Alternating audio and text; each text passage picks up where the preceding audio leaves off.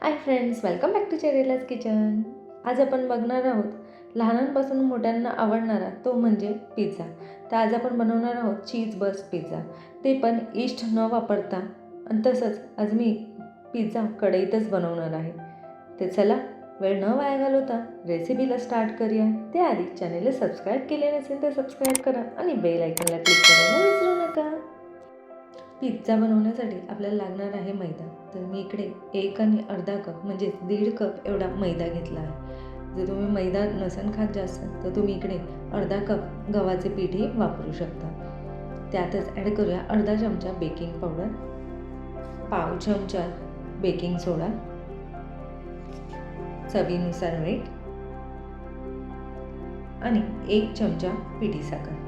हे सर्व सुक्कच आपण पहिलं मिक्स करून घेणार आहोत. इकडे सर्व जिन्नस हे सुक्कीच मिक्स झाली आहे. आता यामध्येच घालूया अर्धा कप एवढे आपल्याला दही घालायचे आहे. इकडे तुम्ही घरचे किंवा बाहेरचे कोणतेही दही वापरू शकता.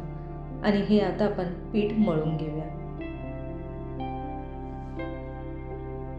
तर इकडे मी दह्यामध्येच पीठ मळून घेतले आहे. आता यामध्येच घालूया थोडेसे पाणी घालून हे पीठ आपण सॉफ्ट असे मळून घेणार आहोत.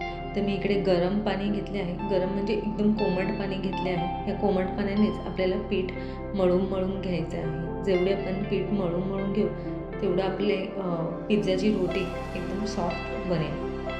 तर याप्रमाणे मी पीठ मळून घेतले आहे. आता यामध्येच घालूया 3 ते 4 चमचे एवढं तेल. आपलं जे नॉर्मल खाण्याचं तेल असतं ते घालून आपण ह्या तेलामध्ये सर्व पीठ व्यवस्थित मळून घेऊया. आणि पीठ या प्रकारे आपल्याला आपटून घ्यायचं आहे. असं केल्याने आपलं पीठ एकदम हलकं होतं आणि पिझ्झाची रोटी एकदम सॉफ्ट होईल आणि एकदम मस्त फुलेल. त्याचे आज पिझ्झा मी कढईत बनवणार आहे.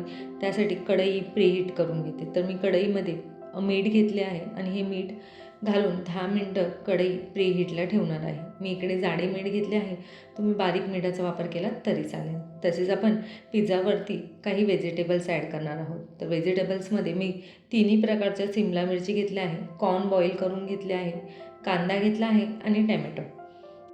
इथे आपलं सगळं कटिंग करून झालं आहे. आता आपण पिझ्झा बनवूया. पिझ्झा बनवण्यासाठी आपण पिठाचे 2 तुकडे करून घेणार आहोत. या प्रकारे त्याचे 2 भाग करायचे आहे. सर्वात प्रथम आपण एक भाग घेऊया आणि ह्याचाही आपल्याला परत थोडंसं मळून 1/3 भाग एवढा आपल्याला बाजूला काढायचा आहे. आणि आता याचे आपण पिझ्झा बनवूया. तसेच असं राऊंड करून घेतलं आहे. सुके पीठ लावून ह्याचा आपण पिझ्झा बनवून घेऊया. मीडियम साईजची आपण ज्याप्रमाणे चपाती बनवतो त्याप्रमाणेच आपल्याला हे बनवून घ्यायचं आहे. आता इकडे आपली पिझ्झा रोटी रेडी झाली आहे. तर आता आपण याला शेकून घेणार आहोत. भाजण्यासाठी आपल्याला थोडेसे पीठ ॲड करायचे आहे आणि तवा मी गरम करूनच घेतला होता. तर दोन्ही साईडने याला आपल्याला कच्चा पक्का भाजायचा आहे. खूप जास्त भाजून नाही घ्यायचं आहे. ह्याला कलरही ह्याचा चेंज नाही होऊन द्यायचा आहे. तर तुम्ही इकडे बघू शकता कशा प्रकारे मी रोटी भाजून घेत आहे. पूर्ण फुलली आहे.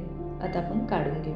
व दुसरा 1/3 भागाची मी एक रोटी तर बनवली. आता दुसऱ्या भागाची ही दुसरी रोटी किंवा पिझ्झा बनवून घेऊया. तर याप्रमाणे मध्यम आकाराचं आपण लाटून घेऊया. तर इकडे रोटी लाटून झाली आहे. आता आपण पिझ्झा ज्याच्यामध्ये शेकणार आहोत ते भांडं घेतलं आहे. तर मी जाळीमध्ये आज पिझ्झा ठेवणार आहे.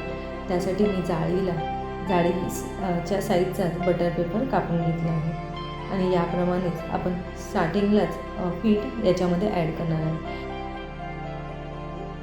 खालूनही मी बटर लावून घेतले आहे आणि त्यावर रोटी ठेवली आहे. आता हे मी चीज स्प्रेड वापरला आहे ते सर्वीकडे लावून घेतलं आहे. आता ही आपण जी छोटी पिझ्झाची रोटी बनवलेली ती पण यावर ॲड करूया. आणि साईडने आपल्याला सर्व साईडने व्यवस्थित पाणी लावून घ्यायचं आहे. जेणेकरून आपण फोल्ड करू तर ते व्यवस्थित चिपकल्या जाईल. त्यासाठी इकडे पाण्याचा वापर व्यवस्थित करायचा आहे. तर याप्रमाणे सर्व साईडने आपण रोटी चिपकवून घेतली आहे. आता फॉकच्या साहाय्याने आपण यांना सर्वीकडनं फॉक करून घेऊया. जेणेकरून आपला पिझ्झा फुगणार नाही मधून. त्यासाठी सर्व साईडने फॉकच्या साहाय्याने ह्याला टोचे मारून घ्यायचे आहे. तर इकडे मी 2 चमचे एवढे पिझ्झा सॉस घेतला आहे. हा सॉस सर्व साईडने पसरवून घ्यायचा आहे.